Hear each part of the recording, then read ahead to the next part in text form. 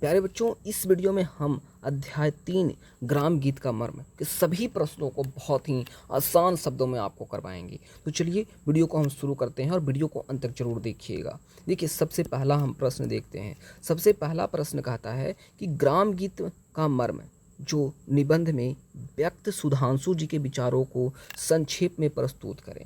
देखिए, इसका सही उत्तर है, ये कहते हैं इसमें कि सुधांशु जी के अनुसार ग्राम गीत लोक जीवन की सहज और स्वाभाविक अभिव्यक्ति है।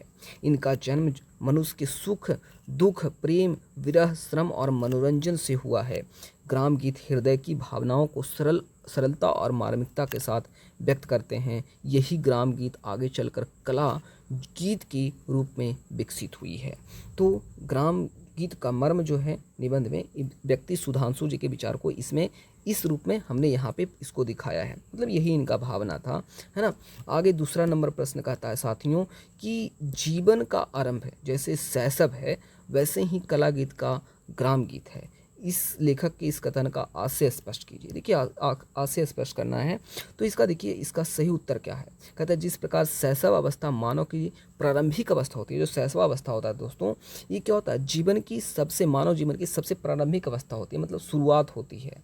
और उसी प्रकार जो ग्राम गीत है कला गीतों का प्रारंभिक रूप होता है। जो ग्राम गीत है वो सबसे शुरुआती दौर है ना गीतों का। सबसे ग्राम गीत जो है सबसे प्रारंभिक रूप है। ग्राम गीतों से ही आगे चलकर परिष्कृत और विकसित कला गीतों का निर्माण हुआ है। इसीलिए ग्राम गीत कला आधारित ग्राम गीत जो है कला गीतों की क्या है, आधारशिला माने जाते हैं, है ना। सबसे जो है ग्राम गीत जो है ग्राम गीत के बाद ही जो है कला संगीत होता है, गीत है, ये सभी आगे बढ़ता है। ठीक है, अगला नंबर प्रश्न कहता है, तीसरा नंबर प्रश्न दोस्तों, कि गार्हस्थ्य क्रम विधान में स्त्रियां किस प्रकार की गीत गाती है। ठीक है, किस प्रकार के गीत गाती है। तो इसका सही उत्तर है, इसमें कहते हैं कि स्त्रियां जो है चक्की पीसते समय, धान कूटते समय, चरखा काटते समय तथा अन्य घरेलू कार्य करते समय श्रम को हल्का करने और मनोरंजन के लिए क्या करते हैं, गीत गाती हैं,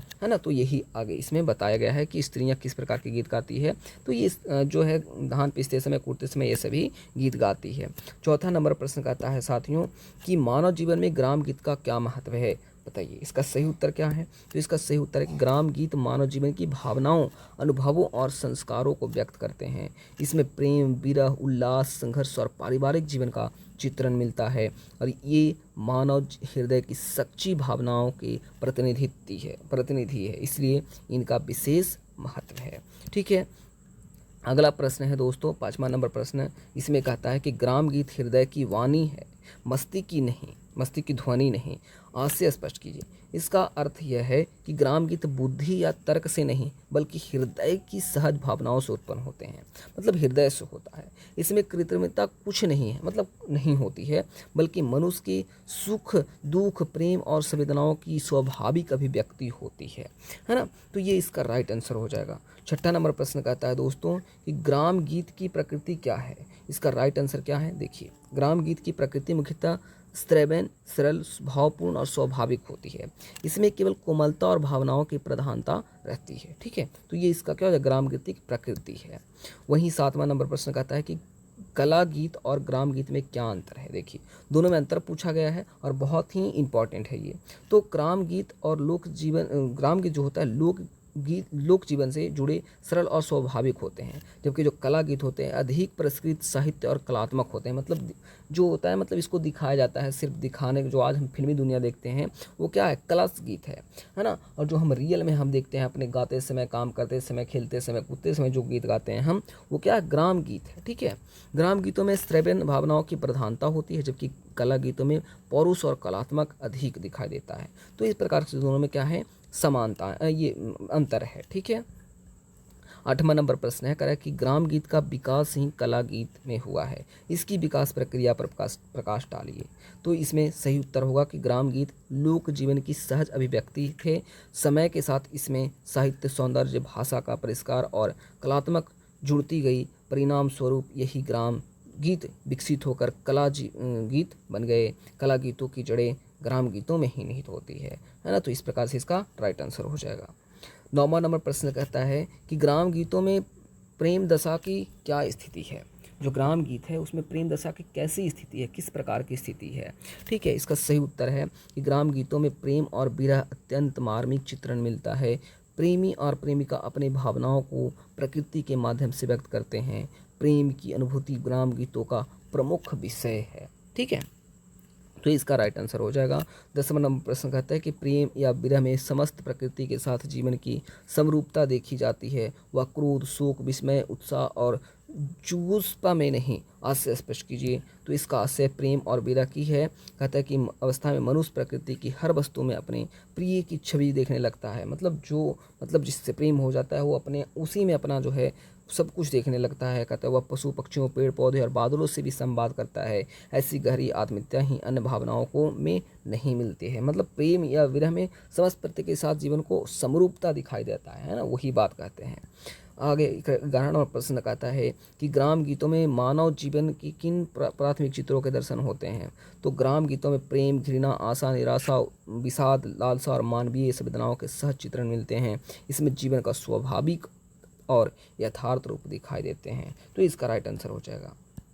12 नंबर प्रश्न कहता है साथियों कि गीत का उपयोग जीवन के महत्वपूर्ण समाधान अतिरिक्त साधारण मनोरंजन भी है।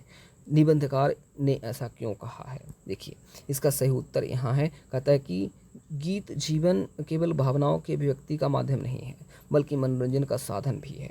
विशेषकर ग्रामीण जो स्त्रियां घरेलू कार्य करते समय गीत गाकर अपने श्रम और थकान को कम करती है तथा मन को प्रसन्न करती है ना। तो इस प्रकार से ये क्या है, मतलब ये जो है उपयोगी है, महत्वपूर्ण है। आगे 13 नंबर प्रश्न कहता है कि किसी विशिष्ट वर्ग के नायक को लेकर रचित काव्यों की प्रतिष्ठा किन गुणों के कारण बनी रहती है।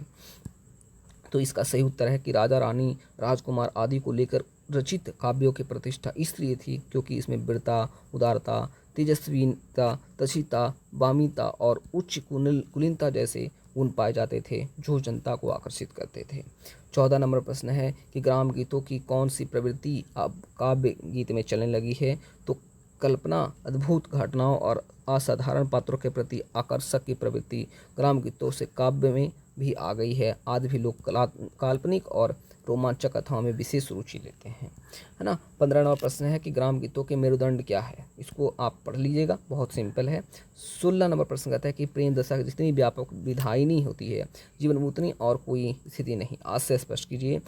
इसमें कहता है कि प्रेम मनुष्य के जीवन को व्यापक बना देता है। प्रेमी अपने भावनाओं को संपूर्ण प्रकृति से जोड़ देता है और हर वस्तु में अपने प्रिय का अनुभव करता है। इसलिए प्रेम का प्रभाव अन्य सभी भावनाओं से क्या होता है, भावनाओं से अधिक होता है।